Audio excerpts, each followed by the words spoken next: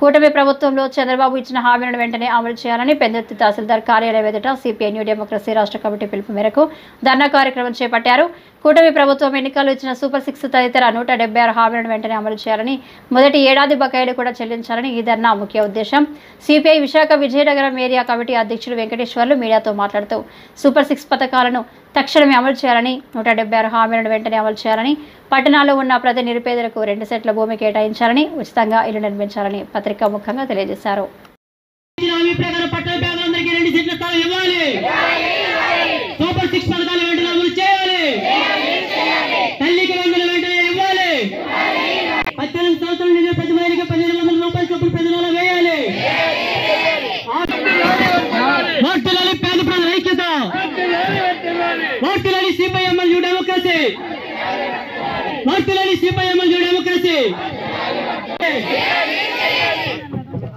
CPIML new democracy Visakha Vizianagaram జిల్లాల area committee కార్యదర్శిని.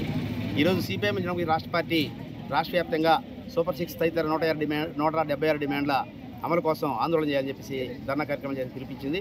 దానిలో భాగంగా ఈరోజు విశాఖ జిల్లా స్థాయి ధర్నాని ఇక్కడ పెందుర్తి కార్యాలయం దగ్గర నిర్వహించడం జరుగుతూ ఉంది.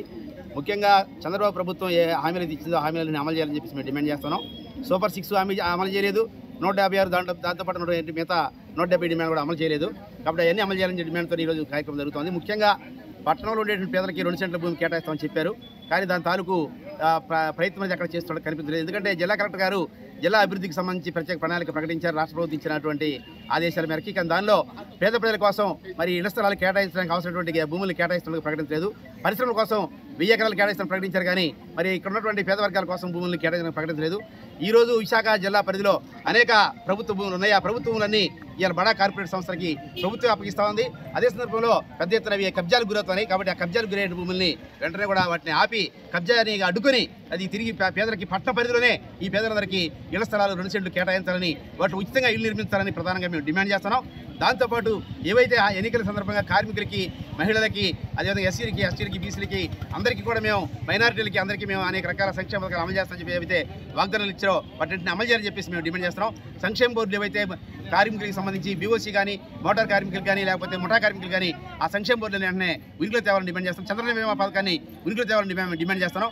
అదేవిధంగా మహిళలందరికీ 50 సంవత్సరాల వయసు పైబడినటువంటి బీసీ మరి ఎస్సీ ఎస్టీ మహిళలందరికీ కూడా మరి 4000 రూపాయల చొప్పున పెన్షన్ ఇస్తామని చెప్పి ప్రకటించారు. దాన్ని అమలు చేయాలని డిమాండ్ చేస్తున్నాం. ఉచిత బస్సు పథకాన్ని అమలు చేయాలని చెప్పి డిమాండ్ చేస్తున్నాం. అట్లా అది విద్యా పథకం, అదేవిధంగా తల్లిదండ్రుల పథకం, అన్ని పథకాలు కూడా అమలు చేయాలని చెప్పేసి మేము డిమాండ్ చేస్తాం. లేని పక్షంలో రాబోయే కాలంలో పెద్ద ఎత్తున ఉద్యమాలు చేపట్టాల్సి వస్తుంది. దానికి ప్రభుత్వమే బాధ్యత వహించాల్సి ఉంటుందని మేము ప్రకటిస్తున్నాం.